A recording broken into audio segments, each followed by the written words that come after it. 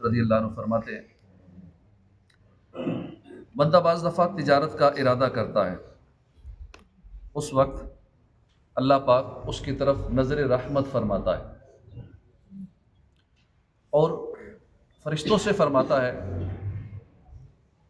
کہ اس بندے کو تجارت سے دور کر دو۔ اب بندے نے تجارت کا ارادہ کیا، اب اللہ پاک کی نظر رحمت ہوتی ہے، فرشتوں کو حکم ہوتا ہے کہ اس بندے کو تجارت سے دور کر دو۔ اگر اس کے لیے تجارت آسان کر دی گئی تو یہ اس کے سبب جہنم میں چلا جائے گا، یہ تجارت حاصل کے لیے جہنم میں جانے کا سبب بن جائے گی۔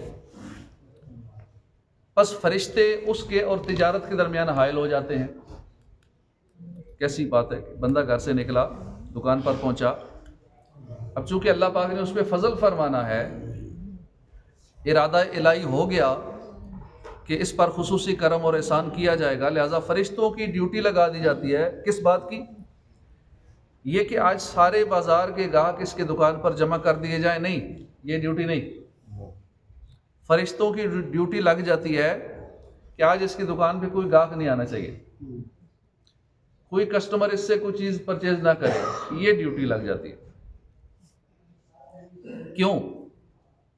اس لیے کہ اس کے پاس کسٹمر آئے گا، مال سیل ہوگا، یہ امیر ہو جائے گا اور پھر یہ غافل ہو جائے گا۔ یہ مال اس کے پاس آ گیا تو یہ غفلت کا شکار ہو جائے گا، یہ گناہوں میں مبتلا ہو جائے گا، یہ جہنم کا حقدار ہو جائے گا۔ اب دیکھیے، لوگ کہتے ہیں بڑی کوشش کرتے ہیں، جو کاروبار شروع کرتے ہیں چلتا نہیں ہے، بڑی آزمائش ہے، بڑی پریشانی ہے۔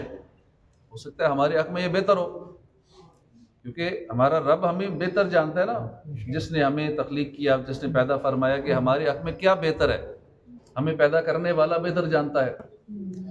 ہم جتنی کوشش کر لیں، جب تک رب نہیں چاہے گا نہیں ہوگا۔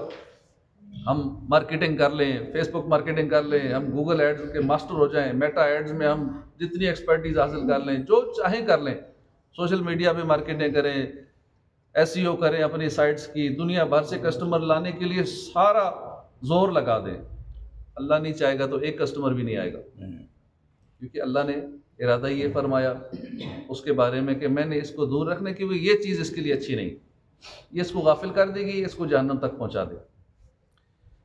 تو ہمارے اگر یوں آزمائش آ جائے تو لوگ شکوے کرتے ہیں، کہتے ہیں کون سا گناہ ہو گیا ہے کہ مجھ پر آزمائش آ گئی ہے۔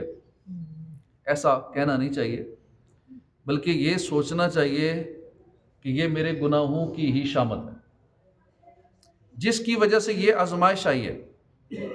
اس کے ساتھ ساتھ آزمائش آئے تو شکر کرنا چاہیے کہ اللہ پاک جس کے ساتھ بھلائی کا ارادہ فرماتا ہے اس کو آزمائش میں مبتلا فرما دیتا ہے۔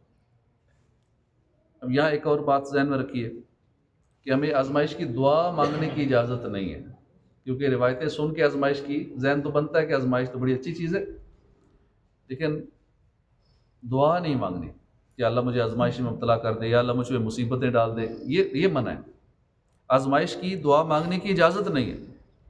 بعض لوگ احادیث سنتے ہیں نا تو اپنے لیے دعا کرتے ہیں آزمائش کی، یا اللہ مجھے آزمائش میں ڈال دے تاکہ میرے گناہ مٹ جائیں، یہ غلط بات ہے۔ اللہ پاک سے عافیت مانگنی چاہیے، عافیت ہی کا سوال کرنا چاہیے۔ اگر آزمائش آ بھی جائے، معاشی تنگی ہو جائے، کاروبار ٹھپ ہو جائے، بیماریاں پریشانیاں گھیر لیں، تو ہمیں صبر کرنا چاہیے اور شکر بھی کرنا چاہیے۔ بھلے بندے کی ایک اور نشانی حدیث پاک سے سنیے، پیارے آقا صلی اللہ علیہ وسلم نے فرمایا اذا اراد اللہ بعبد خیرا اہدی لہ ہدیہ، یعنی اللہ پاک جس کے ساتھ بھلائی کا ارادہ فرماتا ہے اس کی طرف ہدیہ بھیجتا ہے، تحفہ بھیجتا ہے۔ اب کیا تحفہ اللہ پاک دیتا ہے بندے کو؟ پوچھا گیا یا رسول اللہ ما تلک الہدیہ، یہ کیا ہدیہ اللہ کی طرف سے، واٹس گفٹ فرام اللہ؟ فرمایا کہ بِضَيْفٍ يَنزِلُ بِهِ بِرِزْقِهِ وَيَرْحَلُ وَقَدْ غُفِرَ لِأَهْلِ الْمَنزِلِ، یعنی اللہ پاک اس کی طرف مہمان بھیج دیتا ہے۔ اللہ پاک جس کو تحفہ دیتا ہے، کیا تحفہ دیتا ہے؟ مہمان بھیج دیتا ہے۔ تو مہمان یہ اللہ کی طرف سے تحفہ ہوتا ہے، جو اپنا رزق ساتھ لاتا ہے۔ مہمان ہمارے راشن پانی نہیں اس میں سے نہیں کھاتا، ہمارا رزق مہمان نہیں کھاتا، وہ اپنا رزق کھاتا ہے، مگر جب جاتا ہے تو گھر والوں کی ساری مغفرت وغیرہ کروا کے جاتا ہے، اس گھر سے مصیبتیں پریشانیاں دیگر بلائیں لے کے جاتا ہے۔ تو جس کے یہاں مہمانوں کی آمد و رفت رہتی ہے، یہ بھی اللہ کا فضل اور رحمت ملنے کی ایک صورت ہے، علامت ہے۔ ہمارے یہاں کئی لوگ مہمانوں کو بوجھ سمجھتے ہیں، خوش ہوتی ہے نہ ہی کوئی آئے تو اچھا ہے، آ جائے تو مہمان نوازی کی عادت نہیں ہوتی، یہ بری بات ہے۔